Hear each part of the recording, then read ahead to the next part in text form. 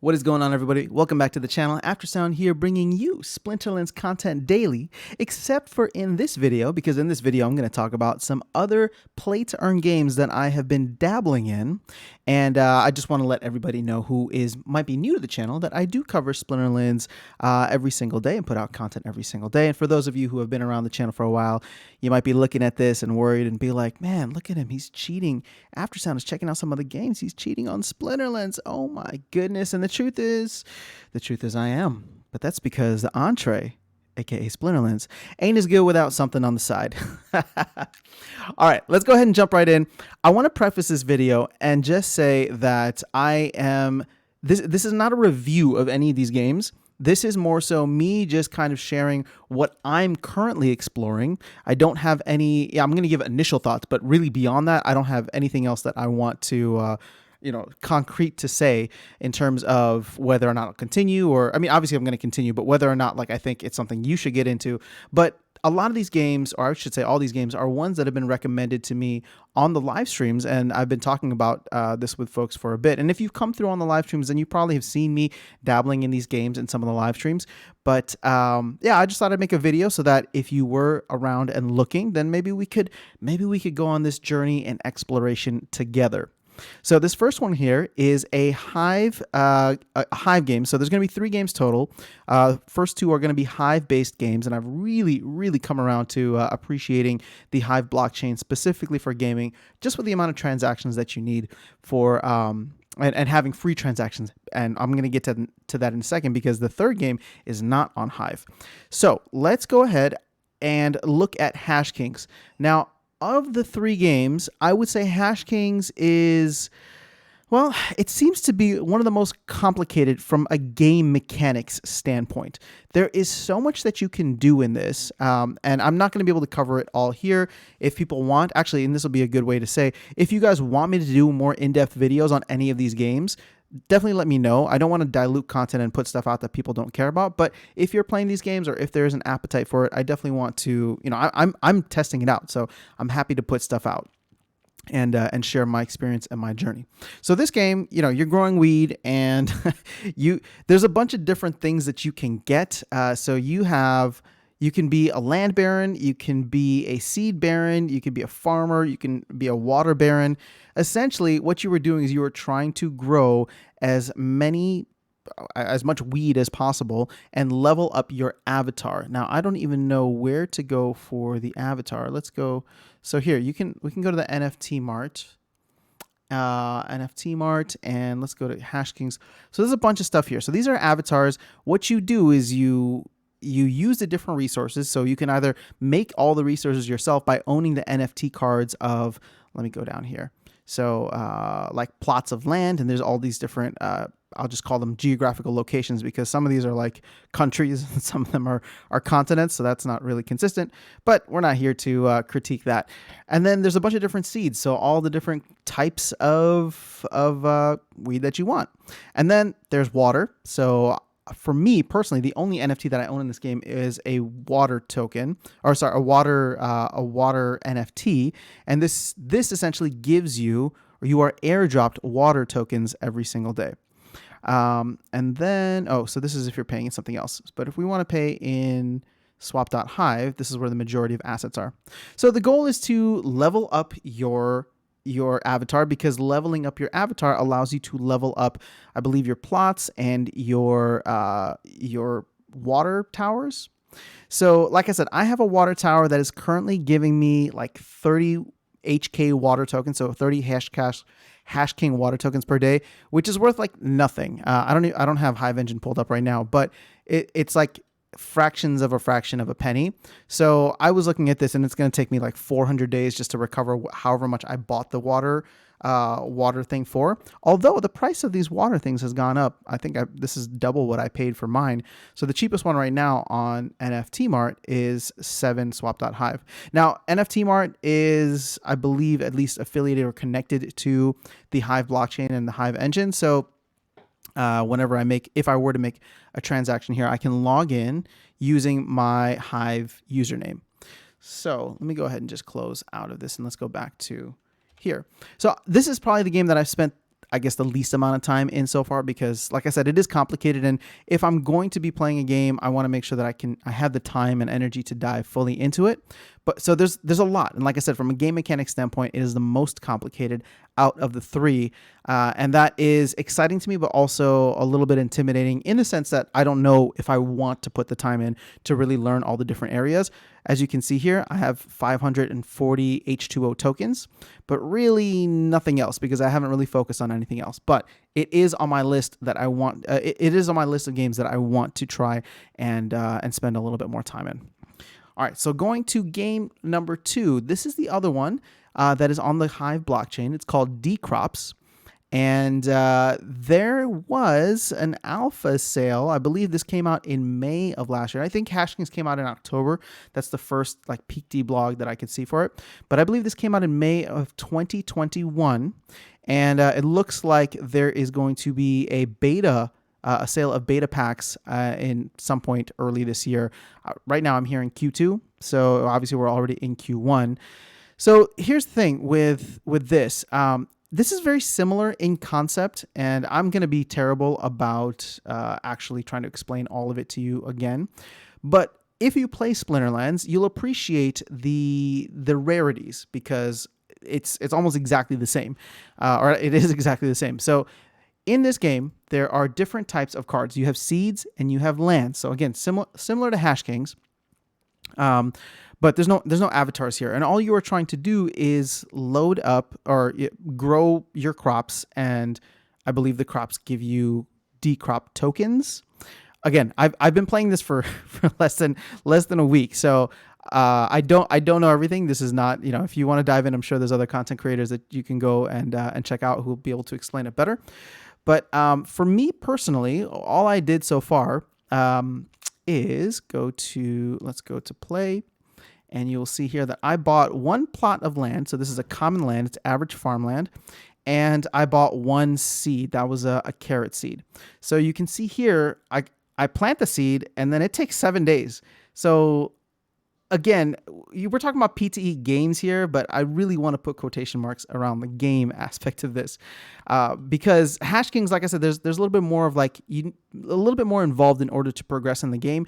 Here, I'm still trying to figure it out. I got to wait another 3 days and 22 hours before this thing actually finishes, and then I get something from it. It looks like I'm going to get 14 shares and a quantity of one crop token, one carrot crop token, I believe.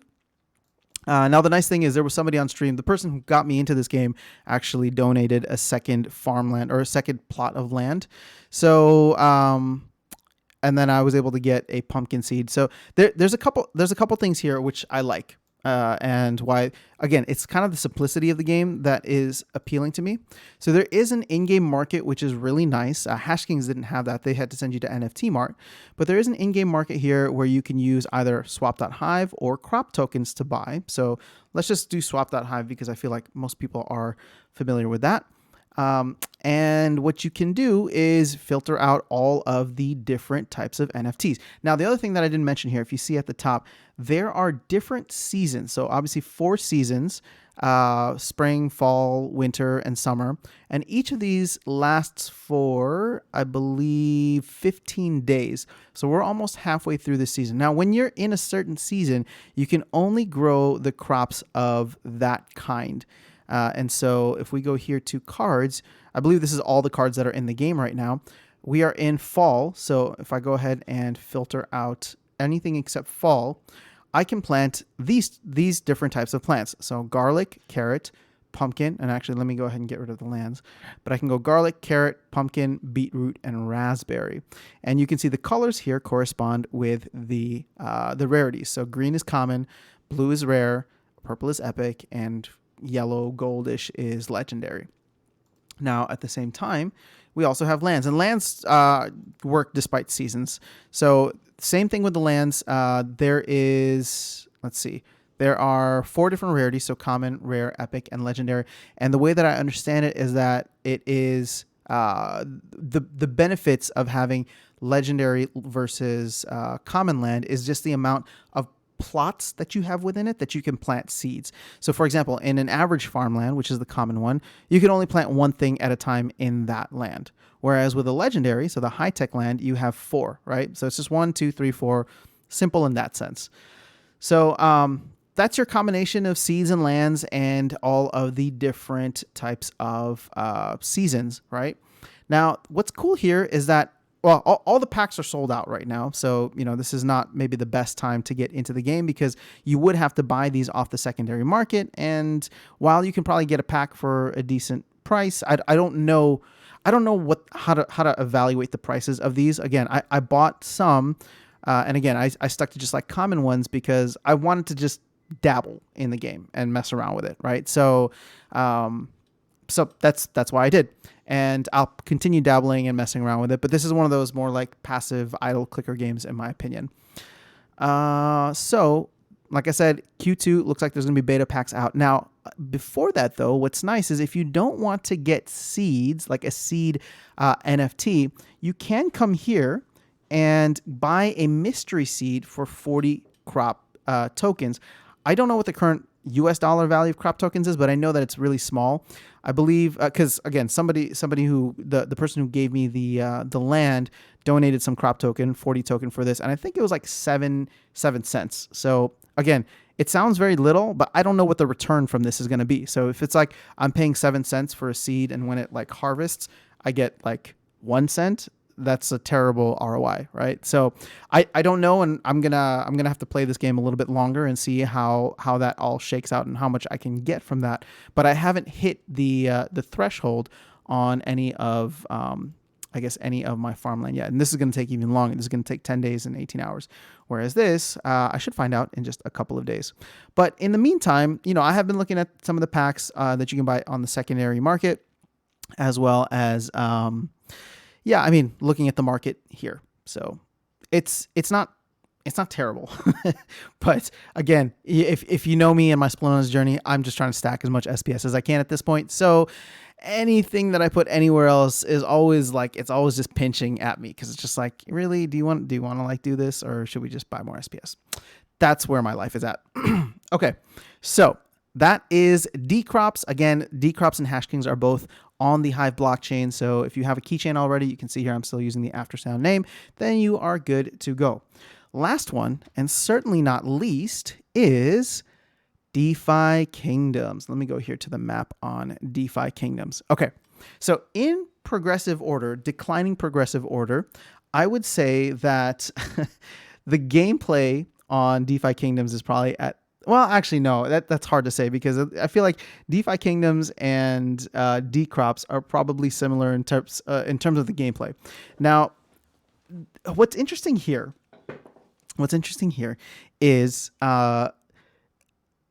they put the DeFi in DeFi Kingdoms, because this to me is really just a decentralized platform, a decentralized exchange and platform that's gamified to a certain extent, right? Because if you hear me talk about like liquidity pools and APRs and all these things where you can get returns on your investment, that is all how decentralized protocols work, decentralized exchanges, and all that stuff, happens within the DeFi world.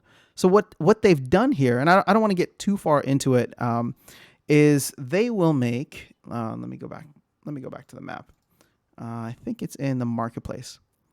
So what they'll do is they will allow you, so you can go to like the trader here, and if you have a certain amount of tokens or whatever, you can trade your tokens for one another, right? So if you're familiar with any of these swaps, you can trade. Now, I do need to say that this is the only game out of the 3 that is not on the Hive blockchain.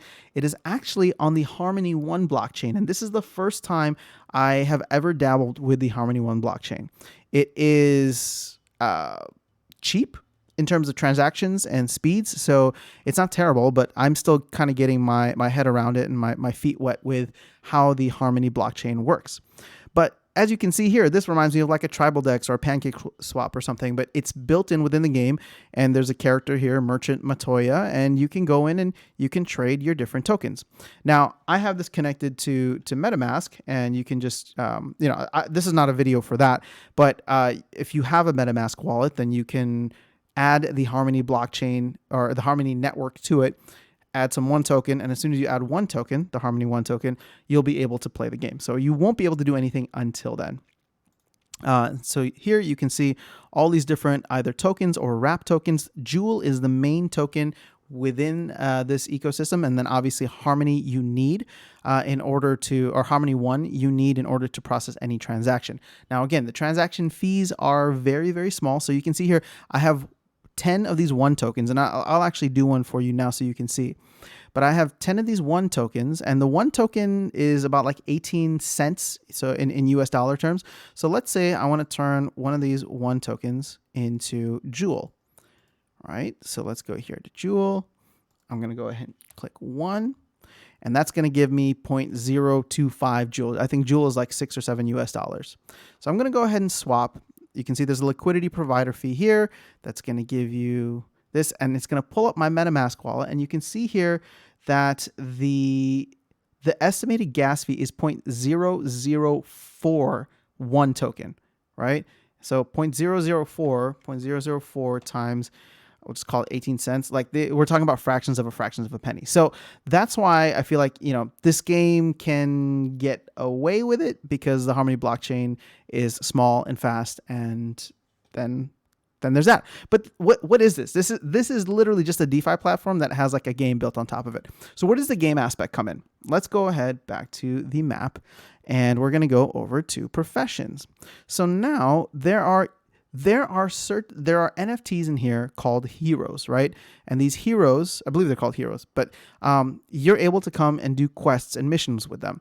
Now, similar to something like a Rising Star or Dcrops or Hashkings. Well, I don't know about Hashkings, but with this, like I can come here, and if I had a hero, I can do start quest, and it's going to be like literally just me pressing the button to start the quest. If I have a hero, it's going to take 7 stamina from my hero, which, will recover over a certain period of time, and it'll last for a certain period of time. Looks like 20 seconds, right? And from that, I can get fish, right? Or I can get I don't know what we can get from the foragers.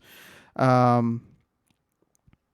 don't know. I haven't done any of this yet, and there's a good reason why. But the gardener coming soon, and the miner are coming soon. So why haven't I dabbled into this yet?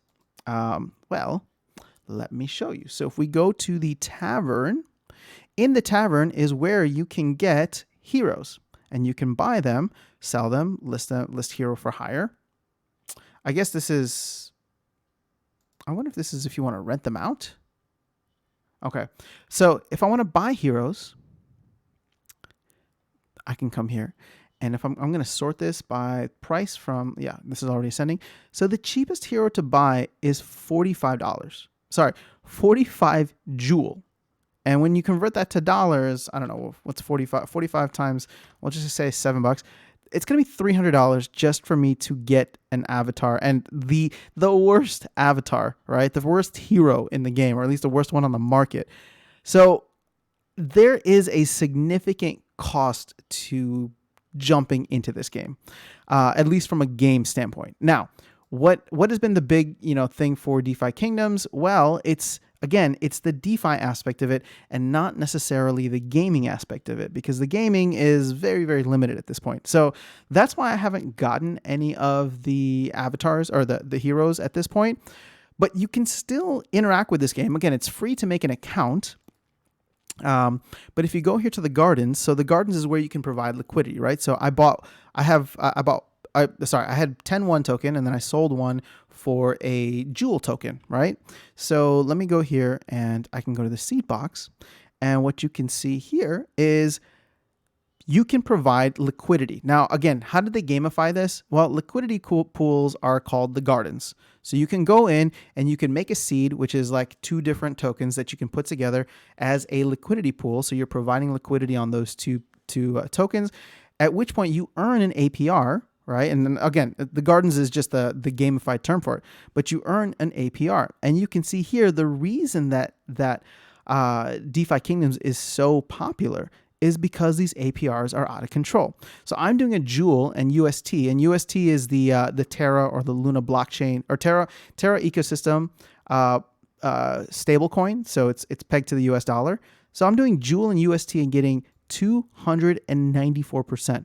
I don't know what MIS is. I don't know what Superbit is, but these are both over 300. If you're familiar with Matic or the Polygon ecosystem, you can do Joule and Wrapped Matic for 300%. You can do Joule and Luna for 278, 282. Here's again, this is another stable coin, Joule with the Binance US dollar that's pegged to the US dollar. You're getting 263%. Like the rates on this are ridiculous. So coming in here and here, look, you can do Joule and Bitcoin, one wrapped Bitcoin for 243%. So and Ethereum for, oh my gosh, yeah. So as you can see, they're like the rates on this from a DeFi perspective are very, very enticing. Right? They're very juicy because there's so much, like, there's not as much liquidity in here, so the APRs are still very, very high. So there's a chance. Well, okay, let me put it this way: there's a risk for everything, right? We don't know. This game could be a rug pull, and I'm not trying to say that it is. So don't try and clip me on that.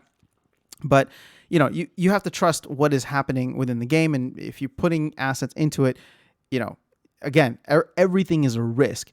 So there's a total value locked here. It looks like there's over $500 million that is put in to the game right now. But again, it's high risk. Let me just put it this way: it's high risk and high reward. And let's go all the way to the bottom here. Looks like you can do one Bitcoin and one Ethereum. This is the lowest APR at 15%, which is still outrageous. Again, you don't own the actual Bitcoin or Ethereum. Looks like these both might be wrapped within the Harmony blockchain. But this to me is the appeal, right? This is the value. This is the way that you can get some crazy returns.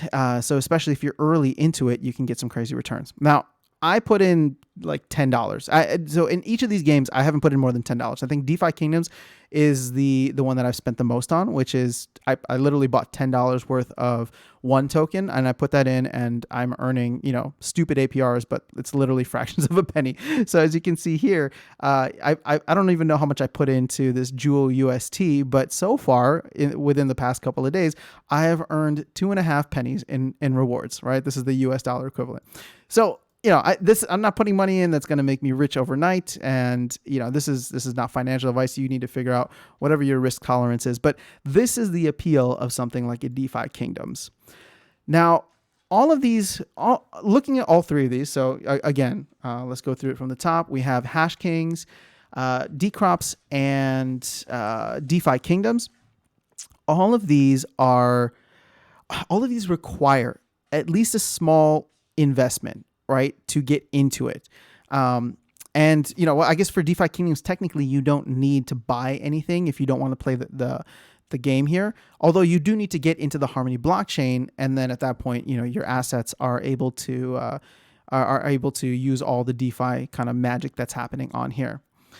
Now, Dcrops and Hashkings, these are both on the Hive blockchain. So this is all a resource credits thing. And so the more HP you have, the less you need to worry about resource credits. It makes me appreciate Rising Star a lot more, because Rising Star is 100% free to join, and you start earning star bits on your very first mission. So I'm not trying to compare it to them, but I am just trying to give you the warning that if you are looking to get into this, some of them will require a little bit of an investment. And I don't know if this is necessarily the best time to get in, right? Similar to how if somebody had gotten into Splinterlands in November or December before Chaos launched, those card prices were insane as opposed to now. So for example, right, we know that beta is coming for Dcrops, and that might be coming in a couple of months. Maybe that might be a better time to get in, right? If you look at the market here, yeah, sure, you can get land for 2.3 Hive, or actually, no, what's the cheapest? You can get one for 1.27 Hive. So it's not like outrageous. It's not outrageous to start getting your feet wet, but yeah, I don't know. It's, again, I'm just exploring these games. I don't have an opinion fully one way or another. These are just the initial reactions of how it's been for me so far, but I do plan on playing them. So let me go ahead and just wrap things up here, because I feel like this video has already gone along. I do plan to continue playing them, to explore them for my own personal interest, right? Because I'm just fascinated with the space. I'm really curious to see what else might happen on the Hive blockchain. And now DeFi Kingdoms has been talked about by many, many people. So I thought that I would dabble in it and see what all of the hype is about. here's where my homework is for you. If you want me to start covering any of these games more, let me know in the comments, because as it stands right now, I'm not planning to cover any of them. I might talk about them on a live stream, because that's kind of where the conversation will go with some of the folks who are playing. But in terms of like the content that comes to this channel, I have zero plans of making any other content about this. This is just to share it with you. So if you want to see content, if you want to see any of these specific games and for me to dive in or dig in further, let me know in the comments below, and we'll go from there. So that's all I have for you guys in this video. Again, that is Hashkings, Dcrops, and DeFi Kingdoms. So would love to hear your opinions. If you have experience too and are playing the games, definitely let me know so that we can connect. And again, it may not be officially on the channel, but would love to hear more about your experience, and maybe something that would be appealing for me, maybe something that I'm missing and that I didn't cover here as an initial reaction that would totally flip my whole mindset and make me fall in love with the game. So that's all I have for you guys. Have an amazing rest of your day. I will see you all in the next video, and I will catch you all around the games, but specifically Splinterlands. All right, have a great rest of your day.